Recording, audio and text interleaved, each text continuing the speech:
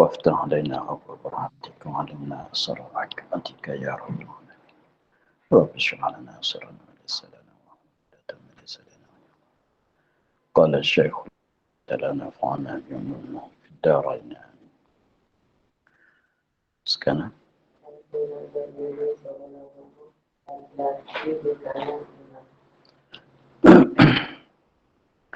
dan sunat berdiri seorang makmum lelaki di kanan imam, dan jika tiada perbuat ia, maka sunat bagi imam mengidarkan dia dengan ketiadaan perbuatan yang banyak hingga jadi makmum itu di kanan.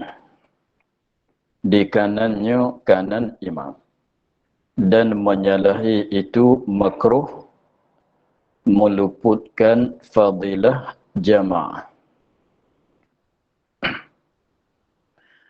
Dan sunat berdiri seorang makmum lelaki. Ini cara duduk oleh makmum apabila dia tu mengikut imam. Maka cara berdiri oleh makmum, cara duduk oleh makmumnya itu berbeza di antara makmum seorang atau makmum dua orang atau lebih banyak. Maka sekiranya kalau makmum tu ada seorang saja, lagi pulanya orang yang lelaki. Sekiranya kalau makmum itu adalah orang lelaki yang seorang saja, maka cara dia nak berdiri ketika dia mengikutkan imam tu di mana tempatnya yang afdal. Maka katanya dan sunat berdiri seorang makmum lelaki. Kalau perempuan, kalau khunsa, itu lain pula caranya. Sini kita bicara masalah makmum yang lelaki lebih dulu. Lagi akan datang masalah makmum yang perempuan pula. Dan sunat berdiri seorang makmum lelaki. Sebut kata makmum lelaki, bukanlah makmum itu orang perempuan, bukanlah makmum itu orang khunsa. Masalah perempuan atau khunsa dia lagi akan datang. Berdiri, kalau sembahyang berdiri, kalau sembahyang duduk, maka duduk. Berdiri itu di kanan imam, di kanan imam, di sebelah kanan imam.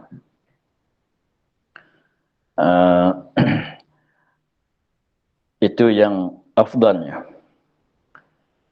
Di kanan imam, sebelah kanan bagi imam. Sebelah kanan bagi imam, dia duduk sebelah kanan bagi imam. Maknanya imam tu sebelah kiri bagi makmum. Imam tu jadi sebelah kiri bagi makmum, makmum jadi sebelah kanan bagi imam. Dan jika tiada perbuat ia makmum lelaki. Dan jika tiada perbuat ia makmum lelaki. Tiada perbuat tu maknanya dia duduk, dia tidak berdiri di sebelah kiri, di sebelah kanan.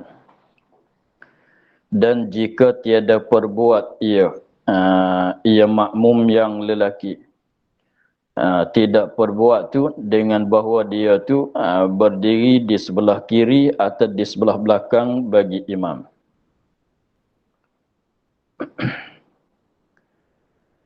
Dia berdiri di sebelah kiri bagi imam, artinya betul dengan belakang imam atau sebelah belakang. Maka sekiranya kalau begitu, maka sunat bagi imam, sunat bagi orang yang jadi imam, mengidar akan dia, akan makmum yang lelaki yang tidak buat tadi. Sunat bagi makmum, sunat bagi imam tu mengidarkan dia. Mengidar, maksudnya mengubahkan dia akan makmum itu. Tapi nak mengubah tu dengan ketiadaan perbuatan yang banyak. Dengan ketiadaan perbuatan yang hendak mengidar mengubah san itu dengan perbuatan yang banyak. Sekiranya kalau jadi perbuatan yang banyak membatalkan sembahyang pula. Mengidar tu hingga jadi makmum itu di kanannya kanan imam. Contohnya seperti yang berlaku pada asal hadisnya ialah cerita ni dia berlaku dicerita daripada hadis tentang sunat bagi makmum berdiri di sebelah kiri sebelah kanan bagi imamnya. Ialah hadis ini cerita daripada Ibnu Abbas radhiyallahu anhu. Dia katanya adalah suatu malam tu dia tidur di rumah mak saudaranya. Dia bermalam di rumah mak saudaranya, yang mana mak saudara dianya ialah nama Maimunah, adalah seorang isteri Nabi. Maimunah adalah isteri Nabi yang menjadi mak saudara bagi Ibnu Abbas. Maka Nabi bangkit pada waktu malam sembahyang. Apabila waktu malam, Nabi pun bangkit sembahyang. Apabila dia tengok Nabi sembahyang, dia pun ambil wuduk sembahyang bersama dengan Nabi, jadi makmum bagi Nabi. Tetapi pada masa tu dia tak tahu cara lagi. Sebab pada masa tu Ibnu Abbas masih kecil lagi, masih budak lagi, masih kanak-kanak lagi, dia tak tahu sangat hukum. Maka dia tu berdiri di sebelah kiri Nabi SAW. Maka apabila berdiri di sebelah kiri itu tak kena dengan cara lah. Maka Nabi pegang di kepala dia, ubahkan dia, tarik dia, mari duduk sebelah kiri, sebelah kanan. Nabi pegang dia, katanya fa'akhadhani bi ra'si fahawwalani an yamini. Ya katanya Nabi pegang di kepala dia, ubahkan dia, tarik dia, mari datang, mari duduk, mari berdiri sebelah kiri. Begitulah. Itu yang maksud dia, katanya sekiranya kalau makmum tu tidak duduk, tidak berdiri di sebelah kanan, kalau imam tu boleh boleh ubahkan dia dengan cara dia tarik ke masalan, supaya makmum itu jadi duduk, jadi berdiri di sebelah kiri, sebelah kanan, maka bolehlah nak buat. Tetapi nak buat tu kena jaga, kena henti-hentilah, jangan membanyakkan perbuatan sehingga menjadikan batas sembahyang, itu kena jagalah. Buatlah, kita buat isyarat ke, atau kita tarik dia ke masalah, tolak dia supaya dia tu mari duduk sebelah kanan. Itulah hukum yang disunatnya. Dan menyalahi itu meluputkan fadilah jamaah. Dan menyalahi itu maknanya tidak berdiri di sebelah kanan imam makruh. Maka kita maklum bahawa makruh di dalam bab jamaah, setiap makruh di dalam bab jamaah meluputkan fadilah jamaah yang 27. Sekiranya kalau makmum tidak duduk, tidak berdiri di sebelah kiri, sebelah kanan bagi Nabi, bagi imam, maka hukumnya makruh. Makruh itu meluputkan fadilah jamaah yang kata 27 itu. Jadi maknanya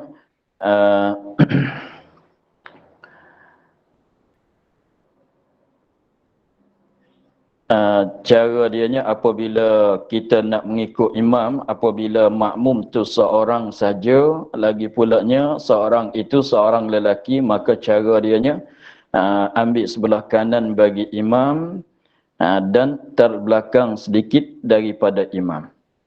Terbelakang sedikit daripada tumitnya, daripada tumit imam.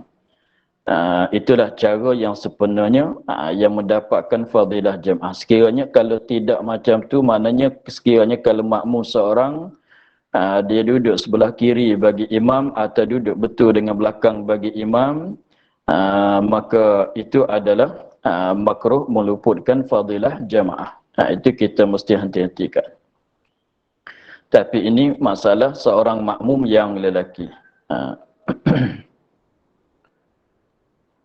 Maka jika datang lelaki yang lain Maka jika datang lelaki yang lain, maka jikalau datang lelaki ini seorang lelaki yang lain pula, dah seorang makmum, dah seorang di sebelah kanan imam, maka sekiranya datang seorang lelaki yang lain pula, takbir cara dianya, takbir ia lelaki itu daripada kiri imam. Takbir yakni takbiratul ihram daripada kiri imam.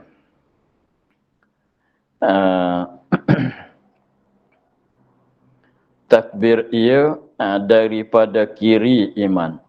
Maknanya apabila kalau ketika tu makmum dah ada seorang di sebelah kanan imam, sekiranya kalau datang seorang lelaki pula nak berjemaah juga, maka seorang lelaki itu mesti kena berdiri ketika hendak takbiratul ihram, mesti berdiri di sebelah kiri bagi imam ketika dia hendak takbiratul ihram. Jadi maknanya dia takbiratul ihram, dia takbiratul ihram di dalam keadaannya berdiri di sebelah kiri bagi imam. Rupanya begitu. Kemudian yakni selepas pada takbiratul ihram. Kemudian yakni selepas daripada takbiratul ihram, takhir keduanya, yakni mundur ke belakang. Takhir keduanya, dua-dua makmum yang sebelah kanan dan sebelah kiri daripada imam. Daripada imam, undur ke belakang. Jangan lebih daripada 3 hasta. Begitulah caranya.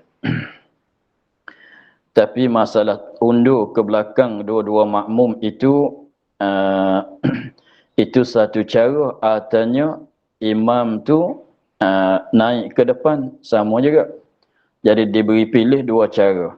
Apabila ada makmum seorang yang berdiri di sebelah kiri, sebelah kanan, tiba-tibanya datang seorang yang lain pulanya, maka mesti dia takbiratul ihram, mesti dia berdiri di sebelah kiri bagi imam untuk nak takbiratul ihram.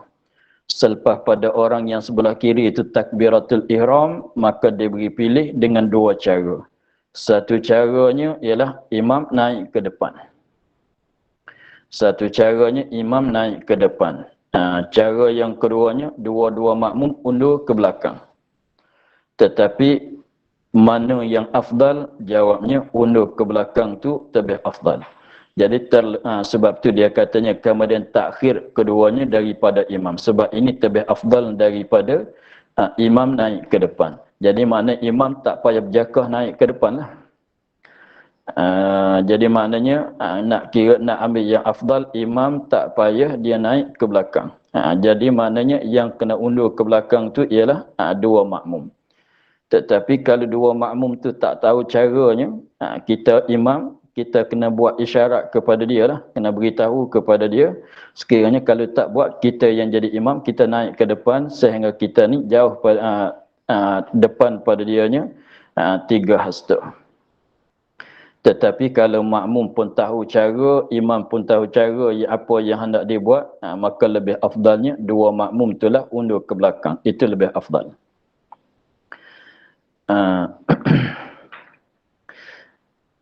Itu pun sekiranya kalau katanya apabila datang, kalau makmum seorang diri, kalau makmum itu seorang lelaki, disunatkan bagi dia berdiri di sebelah kanan bagi imam, itu kalau ada ruang di sebelah kanan bagi imam.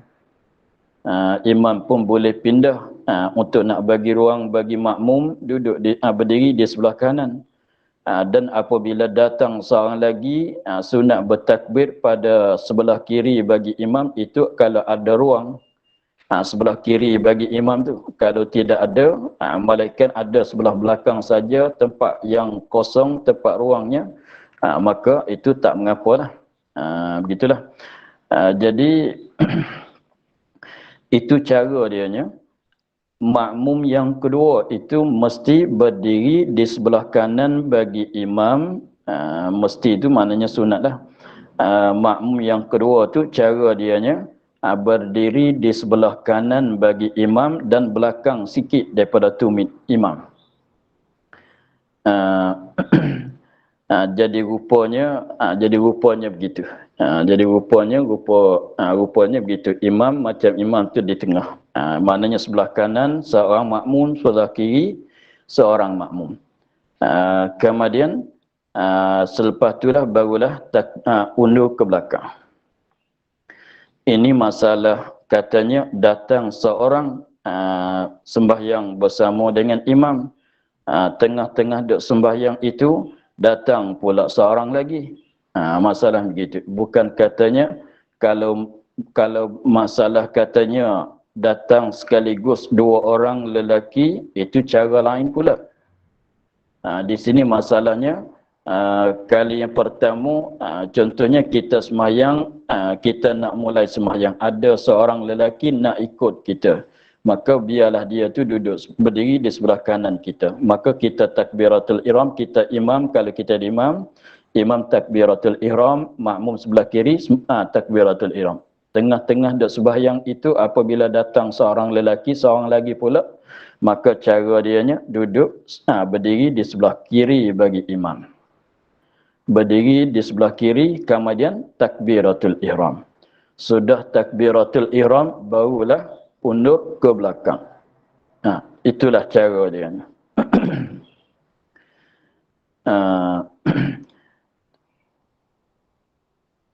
Kemudian takhir keduanya daripada imam pada ketika berdiri.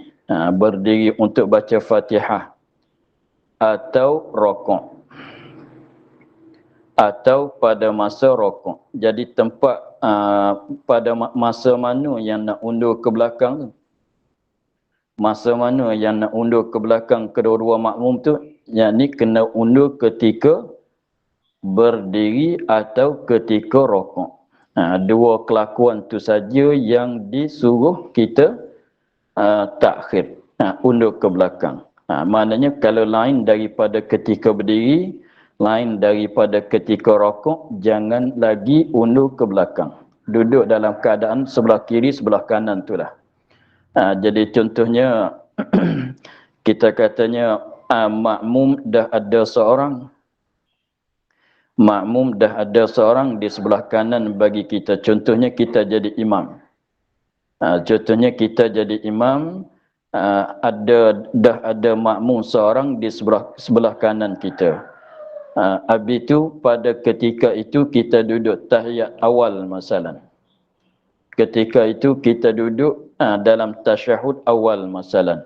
Tiba-tiba datang seorang lelaki pula untuk nak berjemaah bersama dengan kita juga. Maka dia tu kena berdiri di sebelah kanan bagi kita. Selepas pada berdiri selepas pada berdiri di sebelah kanan kita, padahal kita imam sedang duduk baca tasyahud awal, maka dia takbiratul ihram di sebelah kiri kita, kemudian dia duduk. Jangan undur ke belakang lagi sebab tempat masa yang boleh undurnya ialah masa berdiri dan masa rokok. Kalau dia datang jadi makmum tu ketika imam duduk tasyahud awal, maka makmum yang sebelah kiri itu duduk tasyahud awal bersama dengan imam dulu. Tak payah undur ke belakang lagi. Tunggu apabila imam berdiri, maka kedua-dua makmum tu bangun berdiri, maka kedua-dua makmum itulah undur ke belakang.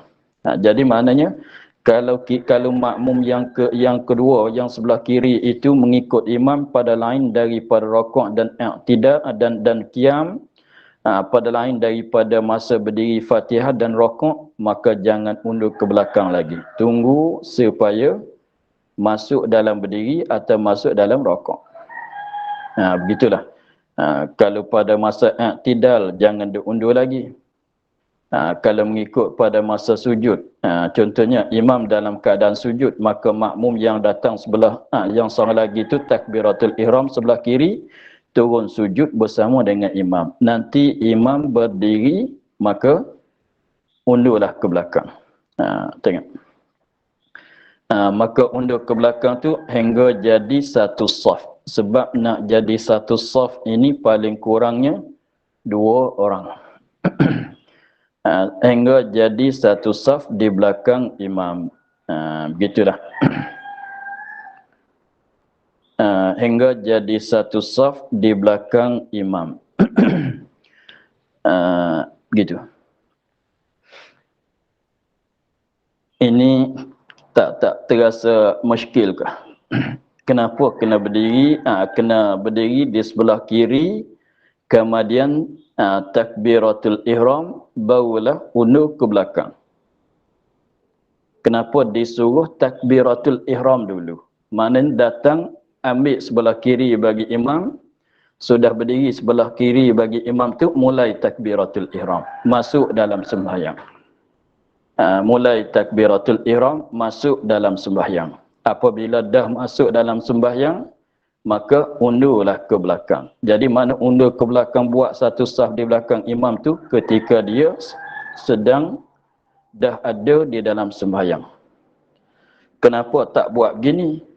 Apabila datang seorang yang kedua, tak payahlah dia tu berdiri sebelah kiri imam. Tarik yang duduk sebelah kanan itulah turun ke bawah. Kemudian buat saf terus. Sudah buat saf, maka mulai sembahyang oleh makmum yang kedua itu. Kenapa tak buat begitu? Kenapa tak buat begitu? Itu ada muskil. Terasa herannya. Maka jawabnya,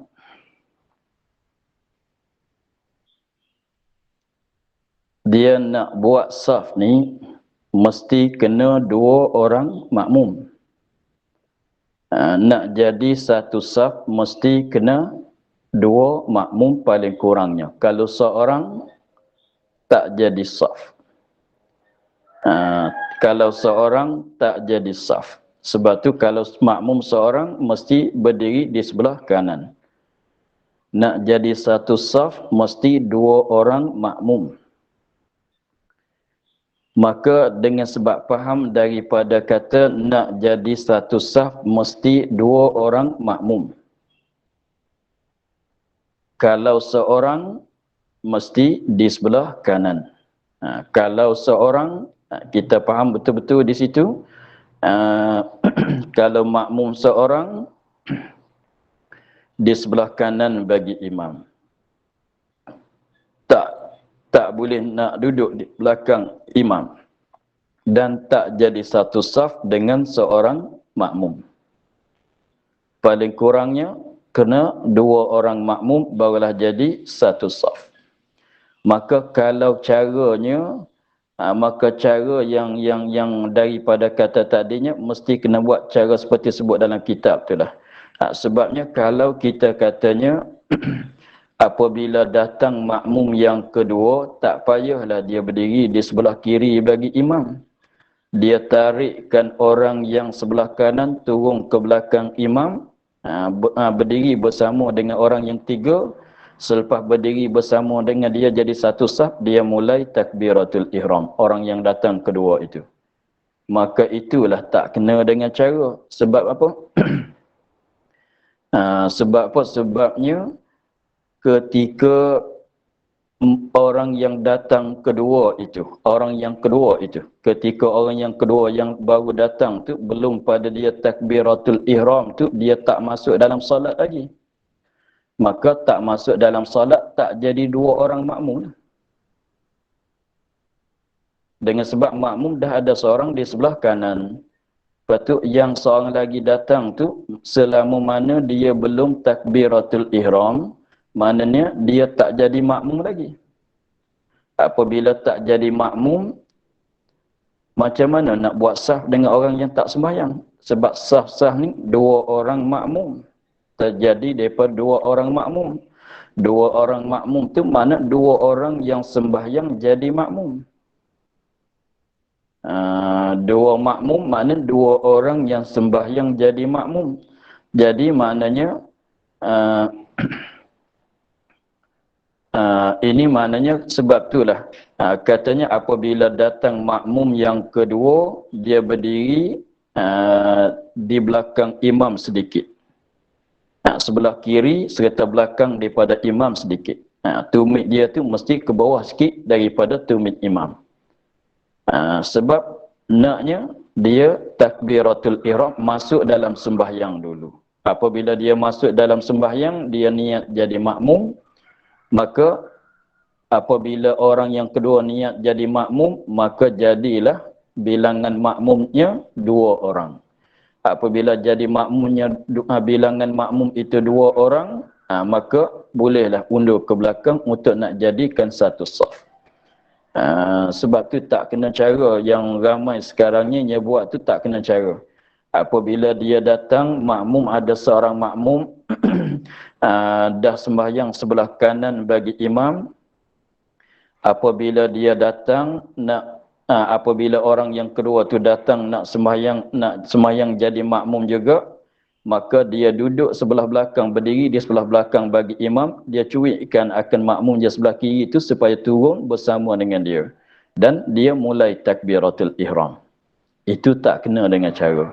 Sebab apa? Sebab apabila makmum yang sebelah kanan tu turun bersama dengan dia, dia belum mulai takbiratul ihram. Jadi menyebabkan menyebabkan meluputkan yang tadilah. Sebab makmum seorang mesti kena duduk sebelah kanan. Kalau katanya yang kedua tu datang tu berdiri di sebelah belakang imam siap-siap, kemudian dia tarikkan, dia cuitkan, dia beri isyarat kepada makmum yang sebelah kanan tu undur ke belakang bersama dengan dia. Selepas pada makmum yang kanan undur bersama dengan dia jadi satu barisan, maka dia mulai takbiratul ihram. Jadi membawa kepada makmum seorang tetapi duduk di belakang. Tak kena dengan cara sebab dia belum mulai takbiratul ihram lagi, belum jadi 2 makmum, tak boleh satu saf. Sebab tu cara dianya ambil sebelah kiri itu dulu. Apabila dia mulai takbiratul ihram, dia masuk dalam solat. Dia masuk dalam sembahyang. Apabila dia masuk dalam sembahyang, jadilah bilangan makmumnya 2 orang. Apabila jadi bilangan makmum 2 orang, bolehlah nak buat jadi satu saf. Begitu. Sebab paling kurang satu safnya ialah 2 orang. Begitulah cara dianya. Sekiranya kalau ini pun kalau tak buat begitu, maka hukumnya makruh juga. Sekiranya makmum yang kedua itu kalau tak ambil sebelah kiri, tak buat seperti sebut tadi itu, adalah hukumnya makruh juga. Meluputkan fadilah jamaah lah juganya. Habis di situ. Itu masalah makmum tu seorang kemudian seorang. Seorang pertama ambil sebelah kanan, apabila datang yang kedua pula ambil sebelah kiri dan undur ke belakang. Itu masalah datang seorang, datang seorang. Datang seorang, lama pula datang pula seorang. Habis di situ. Kemudian dia katanya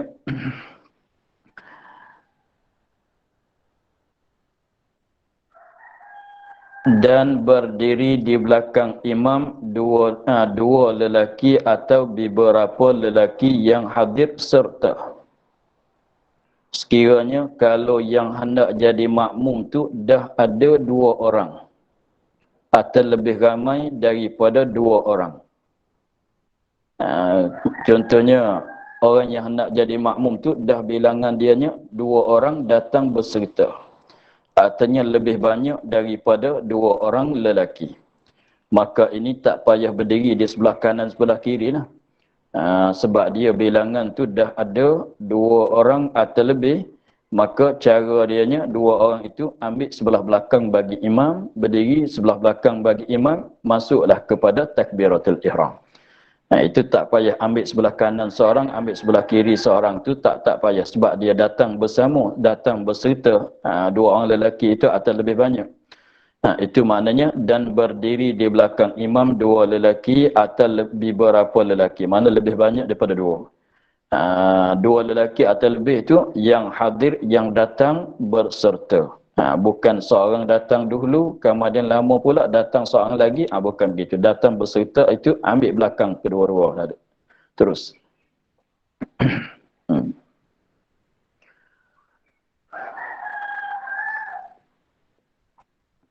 dan sunat berdiri pada saf awal.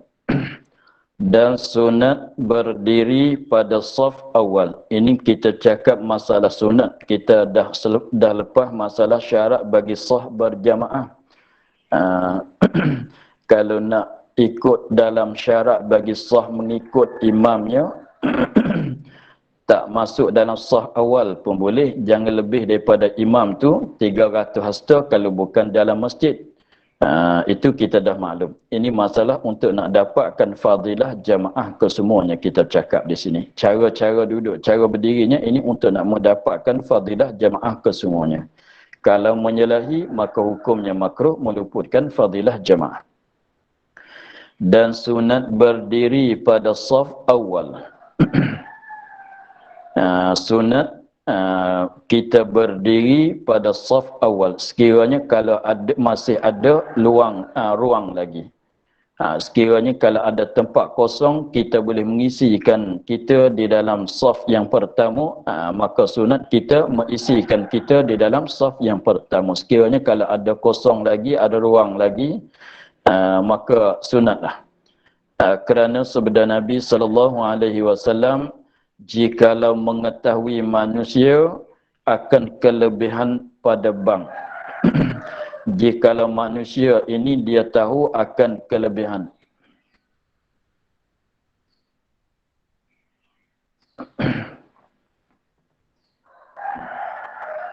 Tak sempat nak baca.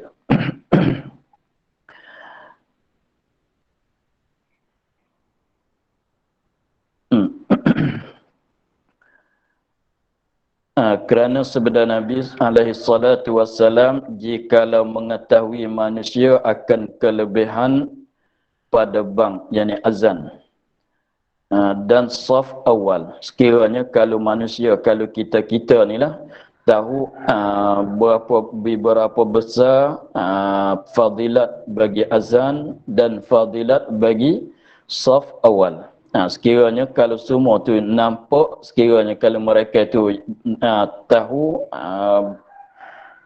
berapa kebesarannya, berapa kelebihannya, kelebihan orang azan, kelebihan orang yang sembahyang berjemaah di dalam saf yang pertama, tiba-tibanya tiada dapat,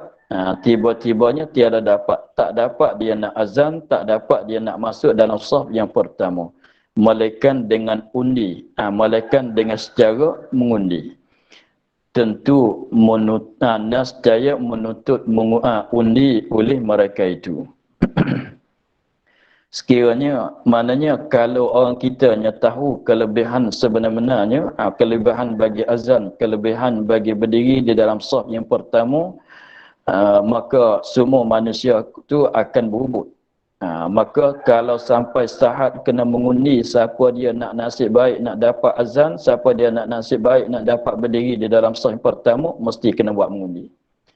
Jadi maknanya jadi satu kerjaan yang besar lah kalau kita manusia tu tahu sebenar-benarnya bahwasanya azan tu kelebihan dia besar, saf yang pertama kelebihan dia besar, maka manusia tentu sama sekali pakat berebut nak masuk dalam saf yang pertama nak azan. Maka imamlah susah pulanya kena buat undi. Siapa yang nasib baik dapat azan. Siapa yang nasib baik dapat masuk saf yang pertama. Mesti kena buat begitu.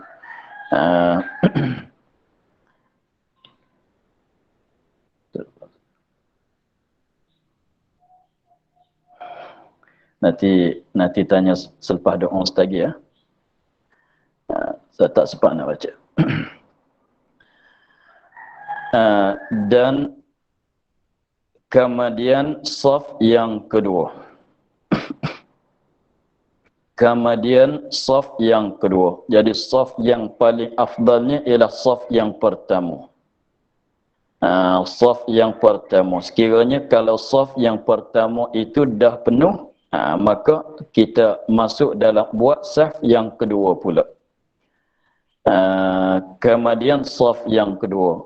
Maknanya sekiranya kalau saf yang pertama dah penuh, dah tidak ada ruangnya, maka kita buat akan saf yang kedua pula. Lagi pulanya saf yang kedua itu fadilah dianya kurang sedikit daripada saf yang pertama. Maknanya begitu. Jadi saf yang pertama yang paling afdal.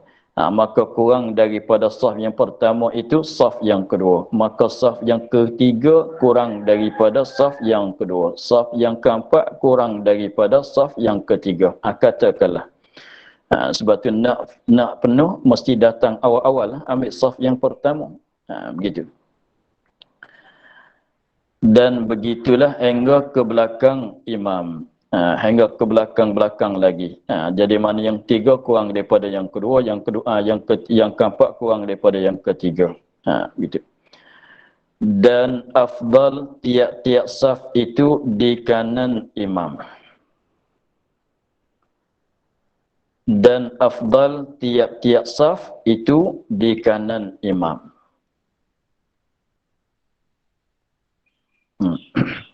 Dan afdal tiap-tiap saf ni yang afdal bagi tiap-tiap satu saf, tak kiralah saf yang pertama ke saf yang kedua ke saf yang ketiga. Jadi maksudnya di dalam satu saf, di dalam satu saf itu dia peringkat dia tak sama pula, walaupun dah sama saf yang pertama. Walaupun kita katanya kita dengan dia sama-sama di dalam saf yang pertama, tetapi kita sebelah kanan imam, dia duduk sebelah kiri bagi imam, tetapi sama-sama saf yang pertama. Maka lebihnya orang yang berdiri sebelah kanan bagi imam, walaupun saf yang pertama sekalipun. Jadi maknanya di dalam satu saf itu yang lebih afdalnya ialah makmum yang duduk di dalam saf, mana-mana saf sekalipun, tak kira saf yang pertama, saf yang kedua pun, yang sebelah kanan bagi imam tu dapat afdal, dapat pahala lebih banyak daripada orang yang duduk sebelah kiri bagi imam.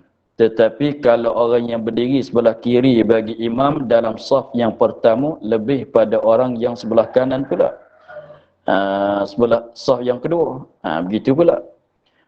Maknanya di dalam satu-satu saf, maka yang afdalnya ialah sebelah kanan.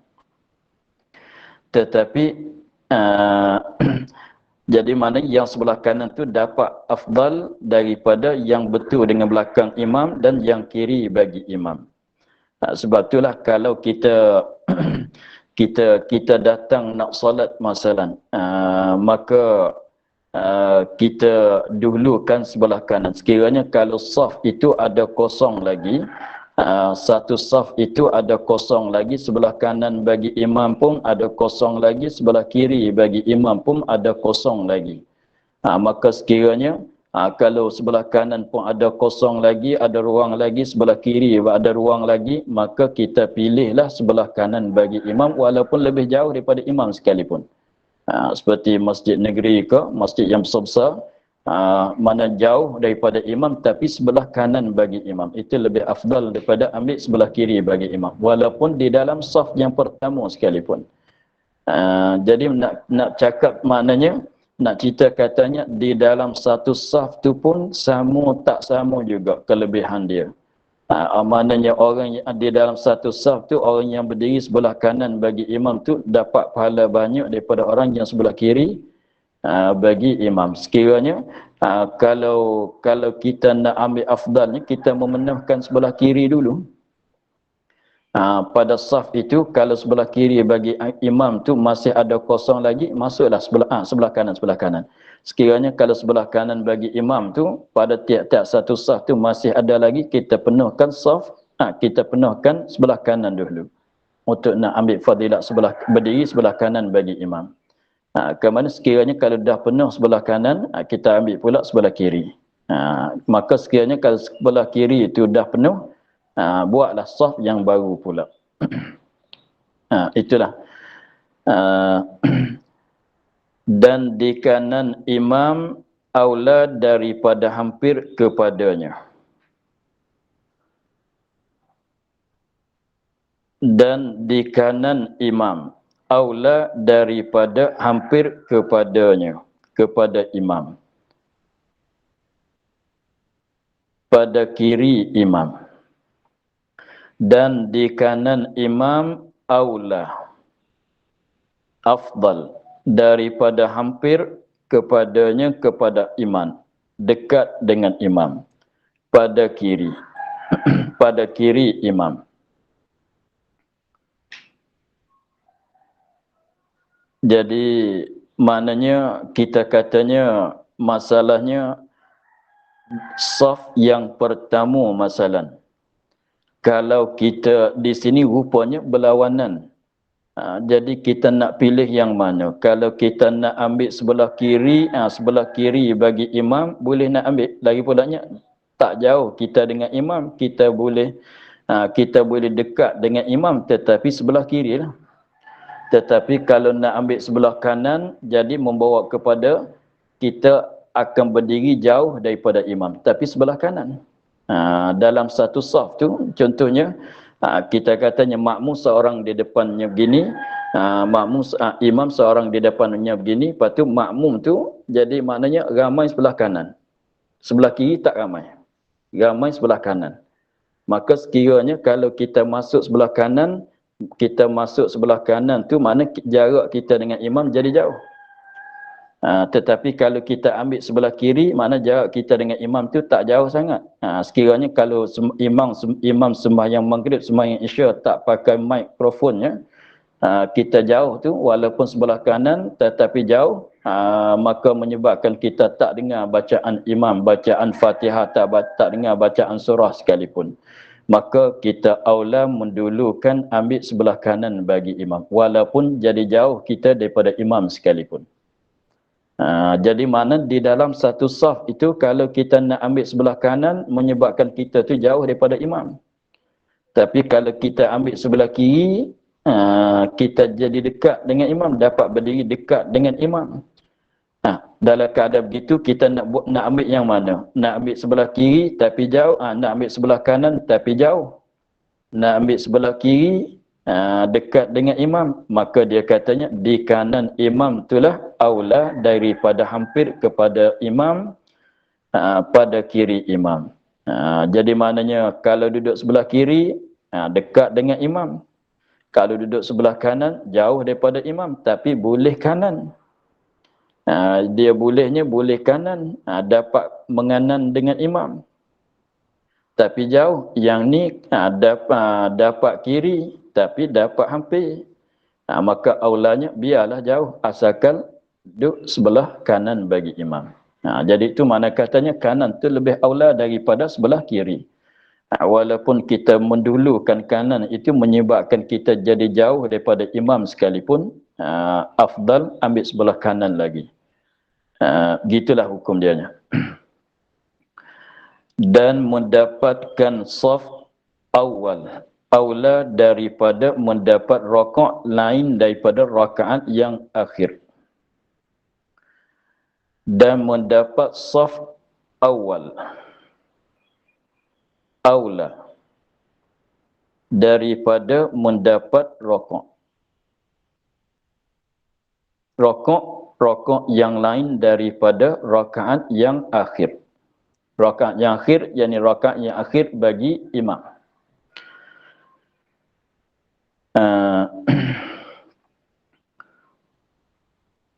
Mendapat rakaat ni, yakni mendapat tamakninah dalam rakaat bersama dengan imam. Kita dah maklum bahasanya kalau makmum yang masbuk dapat tamakninah dalam rakaat bersama dengan imam, dia dapat satu rakaat. Begitu. Jadi rupa di sininya, rupa masalah di sininya, dia contohnya masjid itu luas, masjid itu besar. Maka apabila kita katanya masjid itu besar, masjid itu luas, lepas tu di saf awal tu ada ruang lagi. Di saf awal itu ada ruang lagi, ada kosong lagi. Sekiranya kalau kita nak masuk berdiri, kita di dalam saf yang pertama tu boleh masuk lagi lah. Tetapi kita datang tu imam di dalam rakaat. Rakaat pulanya rokok bukan rokok rakaat yang akhir bagi imam. Sekiranya kalau kita mengikut imam di dalam saf yang belakang-belakang lain pada saf yang pertama, kita dapat tamak ninah bersama dengan imam di dalam rokok itu. Sebab kita masuk dalam masjid tu tengok imam dah rokok. Kita tengok imam dah rokok. Lepas tu tengok pula kepada saf yang pertama tu masih ada kosong lagi, masih ada ruang lagi. Bolehlah kita nak masuk dalam saf yang pertama itu. Tak kira sebelah kanan ke sebelah belakang. Sebelah kanan ke sebelah kiri. Maka kalaulah kita berjalan pergi kepada saf yang pertama, tentu kita tak dapat rokok dan tamak ninah dalam rokok dalam bersama dengan imam, menyebabkan rakaat yang lain, yang rakaat itu tak dapat bagi kita. Tetapi kalau kita sembahyang di saf di belakang-belakang, kita akan dapat rokok, tamak ninah rokok, tamak ninah dalam rokok bersama dengan imam, dapatlah rakaat, tetapi tak dapat saf yang pertama. Tapi masalah di sini masalah rakaat yang akhir. Lain daripada rakaat yang akhir. Rakaat yang pertama, begitulah. Katalah lain pada rakaat yang akhir. Kalau subuh tu yang kedua, kalau maghrib tu yang ketiga. Itu rakaat yang akhir. Maknanya kalau subuh tu lain pada rakaat yang akhir ialah rakaat yang pertama. Kalau maghrib tu lain pada rakaat yang akhir tu 1 dengan 2. Lain pada kalau zuhur lain pada rakaat yang akhir tu 1, 2, 3. Begitulah. Sekiranya kalau berlawanannya begitu, maka kita nak mengutamakan yang mana? Sekiranya kalau kita tak pergi kepada saf yang pertama, kita masuk dalam saf yang belakang-belakang, kita dapat rokok bersama dengan imam dan dapat tamak ninah bersama dengan imam, dapat rakaat, tetapi tak dapat fadilah saf yang pertama. Maka dia katanya, dan mendapat saf awal aula daripada mendapat rokok yang lain pada rakaat yang akhir. Sekiranya kalau berlawanan begitunya, kita utamakan saf yang pertama. Biarlah tak dapat rokok bersama dengan imam. Dengan maknanya kita masuk dalam masjid masuk dalam masjid tu imam sedang rokok. Tetapi kalau kita berjalan untuk nak masuk dalam saf yang pertama tu, kita akan dapat dengan imam di dalam i'tidal ataupun dalam sujud yang pertama. Jadi guna masa lah sikit nak berjalan pergi pada saf yang pertama tu. Jadi tak dapatlah rokok bersama dengan imam tu. Tapi kita dapat saf yang pertama. Itulah saf yang pertama aula untuk nak utamakan. Itu mana katanya mendapat saf awal aula daripada mendapat rokok yang lain daripada rakaat yang akhir. Tetapi kalau rakaat yang akhir berlawanannya begitu, adapun mendapat rokok rakaat yang akhir aula daripada mendapat saf yang saf awal. Sekiranya kalau imam tu di dalam rakaat yang akhir, di dalam rokok rakaat yang akhir. Contohnya kita masuk tu nak sembahyang zuhur masalan.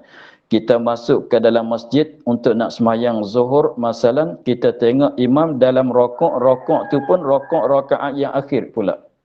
Rokok rakaat yang keempat. Sekiranya kalau kita pergi kepada saf yang pertama, tak dapat tamak ninah dalam rokok bersama dengan imam. Tapi dapatlah saf yang pertama. Tapi membawa kepada kita tak dapat rokok bersama dengan imam, padahal imam tu dalam rakaat yang terakhir. Maknanya, kalau kita pergi kepada saf yang pertama, kita berjalan pergi pada saf yang pertama, tentu kita akan dapat dengan imam dalam i'tidal. Padahal imam tu dalam rakaat yang terakhir. Maknanya kalau kita dapat dengan imam dalam i'tidal, jadi maknanya kita berjemaah dengan imam tak sampai 1 rakaat. Jadi kekurangan. Kalau kita dapat bersambung dengan imam, padahal imam tu dengan sebab kita guna masa berjalan pergi kepada saf yang pertama, kita akan dapat dengan imam dalam i'tidal ataupun dalam sujud yang pertama. Jadi maknanya kita berjemaah dengan imam tu tak sampai 1 rakaat. Maka untuk nak meraihkan jemaah 1 rakaat tu, aula kita rokok walaupun bukan saf yang pertama sekalipun. Untuk nak dapat berjemaah paling kurangnya 1 rakaat bersama dengan imam. Lebih banyak daripada hujung-hujung. Begitulah. Itu mana katanya, adapun mendapat rakaat yang akhir aula daripada mendapat saf awal. Jadi kita utamakan dapat berjemaah dengan imam 1 rakaat. Lebih baik daripada kita utamakan saf awal. Sebab ini lebih besar lagi daripada saf awal. Sebab saf awal tu tempat dapat rakaat tu diri sembahyang. Maka kaedah kita yang dulunya apa dia? Fadilah yang bersangkutan dengan diri sembahyang aula daripada fadilah yang bersangkutan dengan tempat dan dengan masa. Saf yang pertama tu adalah tempat berdiri. Adapun 1 rakaat, 2 rakaat jemaah tu adalah sangkutan dengan diri sembahyang. Maka fadilah yang bersangkutan dengan diri sembahyang aula daripada fadilah yang bersangkutan dengan tempat. Begitu, sebab tu aula kita mendapatkan berjemaah dengan imam 1 rakaat. Dengan sebab di sini imam dah di dalam rakaat yang akhir. Dan sekurang-kurang saf dan sekurang-kurang saf 2 orang, ini 2 orang makmum. Itulah maklumnya. Sekurang-kurang nak jadi 1 saf ialah 2 orang makmum. Jadi maknanya sekurang-kurangnya 2 orang makmum. Habis di situ. Maka makruh makmum tertunggal daripada saf jenisnya. Maka makruh makruh sebut kata makruh di dalam bab jemaah ialah makruh yang meluputkan fadilah jamaah. Jadi setiap-tiap 1 saf itu maka mesti dipenuhkan. Mesti dipenuhkan akan setiap-tiap saf. Sekiranya kalau tak penuh maka makruh bagi orang yang sebelah belakang. Sekiranya kalau kita katanya saf yang pertama belum penuh lagi. Sekiranya kalau saf yang pertama belum penuh lagi, orang yang di dalam saf yang kedua, yang tiga hingga belakangnya, itu makruh kesemua. Makruh kesemua, tak dapat fadilat jemaah kesemuanya. Tapi nisbah bagi orang yang betul dengan ruang dia. Tapi kalau orang yang jauh tu, susah dia nak berjalan tu, itu tak salah lah dia. Jadi maknanya, contohnya saf di tepi dinding, tepi dengan dinding sekalinya, saf pertama tu ada ruang lagi. Boleh naik lagi, boleh masuk lagi 1 orang. Maka orang yang di belakang ke semua tu makruh ke semuanya. Sebab dia, salah dia tak naik ke memenuhkan saf yang pertama. Maka sebab tu dia katanya, maka makruh makmum tertunggal, yakni berdiri seorang diri. Maka makruh makmum makmum tertunggal pada saf jenis sejenisnya. Jadi makruh kita berdiri seorang diri tertunggal, seorang diri daripada saf tak masuk dalam saf itu adalah makruh. Tetapi saf tu saf sejenis. Mana kalau saf lelaki mesti memenuhkan saf lelaki. Kalau orang perempuan mesti memenuhkan saf perempuan. Jangan jangan campurlah. Jenis tu jenis lelaki, jenis perempuan. Begitu. Tetapi dalam bab saf ni ya kira lain. Orang lelaki satu jenis, orang perempuan satu jenis, orang khunsa satu jenis, kanak-kanak satu jenis. Jenis lain-lain. Sekiranya kalau kita katanya saf yang depan tu saf lelaki, kita pun orang lelaki. Kita adalah orang lelaki. Saf di depan, saf orang lelaki belum penuh lagi. Maka makruh kita berdiri di belakang seorang diri. Mesti memenuhkan saf. Begitu. Begitu juga kalau orang perempuan, saf di depan dia tu adalah saf perempuan. Maka saf di depan tu masih ada kosong lagi, maka makruh dia berdiri seorang diri di belakang. Begitulah. Jika makruh tu bila? Jika dapat padanya pada saf itu lapang. Ada lapang lagi, ada ruang lagi. Itu makruh kita berdiri seorang diri di belakang. Lepas tu nak buat macam mana? Bahkan masuk ia bahkan masuk ia makmum akan saf yang ada lapang itu. Mesti dia kena masuk, mesti dia kena mengisikan, memenuhkan akan saf yang ada lapang itu. Walaupun saf yang ada lapang tu depan jauh pada dia sekalipun, mesti dia kena mengelak-mengelak masuk sehingga dapat memenuhkan saf yang di depan gitu. Kita datang tu contohnya dia berjemaah tu dalam masjid kita berjemaah 5 saf masalan. 5 saf masalan. Kemudian kita masuk akhir sikitnya, kita masuk di belakang tengok kita tengok saf yang pertama atau saf yang kedua tu masih ada kosong lagi. Saf yang pertama masih ada kosong lagi, saf yang kedua tu masih ada lagi, maka kita nak duduk di saf di belakang tu makruh. Mesti kita kena masuk memenuhkan saf tempat yang ada kosong itu. Itu maknanya. Bahkan masuk ia akan saf yang ada lapang itu. Mesti kena memenuhkan. Tetapi nak masuk tu sekiranya tidak membawa kepada jadi menyusahkan untuk nak berdiri di dalam saf. Tapi kalau kita tengok tu ruang tu ada, tetapi kita badannya besar. Kita badannya besar. Kalau orang badan tak besar sangat, boleh duduk dengan secara selesa. Tetapi kita ni badan besar. Sekiranya kalau kita isi masuk di situ menyebabkan orang lain tu tak selesa nak berdiri sembahyang, maka itu tak makruh. Maka itu jangan kita memenuhkan. Sebab ya sembahyang ni nak juga keselesaan. Sebab kita nak sembahyang ni nak juga keselesaan supaya membantukan kita di atas khusyuk. Sekiranya kalau bahu ke bahu tu bukan bahu ke bahu, bahu bertindih di atas bahu pula.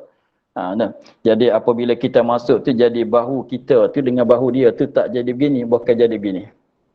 Bahu kita dengan bahu dia tu tak jadi begini dah. Yang naknya sekadar ni saja. Sekiranya kalau kita masuk, dia saf yang depan tu tengoknya ada ruang sikitnya begitu. Tapi kalau kita masuk, bahu kita dengan bahu orang yang di tepi tu tak jadi begini. Bahkan jadi bertindih begininya. Maka itu janganlah. Itu jangan. Jangan kita masuk membawa kepada menyusah kepada orang di tepi pula. Maka itu satu kesalahan pula. Jadi maknanya kalau kita nak masuk saf, sekiranya kalau kita masuk tu muat lagi. Muat lagi sehingga katanya bau kita dengan bau kita dengan bau orang yang sebelah tepi kita, kanan kita dan kiri kita tu jadi sekadar begini saja. Jadi sebelah ni bau jadi begini saja. Jangan sampai jadi begini. Jadi bau kita dia duduk sini, ni bau kita, dia sebenarnya bau ke bahu. Tapi kalau bau kita, ni bau dia duduk sini. Bau kita, itu tak boleh lah, tak payahlah tu. Dia nak juga keselesaan berdiri dalam saf tu. Tu. Ini pun satu masalah juga, dia fikir nak memenuhkan saf. Ketat tak ketat, dia tak kira. Jangan juga begitu. Fikir nak memenuhkan saf saja. Jangan tak fikir pula selesa. Kalau tidak, kalau ketat sangat. Dia naknya sekadar bau bersambung dengan bau. Al-katif bil katif. Begitu. Itulah bahkan masuk ia akan saf yang ada lapang itu. Walaupun saf yang ada lapang itu depan jauh daripada dia sekalipun, mesti dia kena mengelak masuk untuk memenuhkan. Sekiranya kalau masuk itu tidak menyusah kepada orang yang sebelah kanan, sebelah kiri dia. Maknanya tak jadi ketat sangat, tak jadi zahmah sangat. Sehingga berdiri itu dengan secara selesa, dan selesa itu pun nak juga untuk nak membantukan kita berkhusyuk di dalam sembahyang. Dan maka jika menyalangi beberapa saf sekalipun, begitulah. Jadi masalah tu panjang lagi ya. Kita akan ulang balik pada katanya maka makruh makmum tertunggal daripada saf sejenisnya. Kita ulang balik. Hari ini sekadar itu dulu. Maka makruh makmum tertunggal daripada saf sejenisnya. Wallahu a'lam. Alhamdulillah rabbil alamin.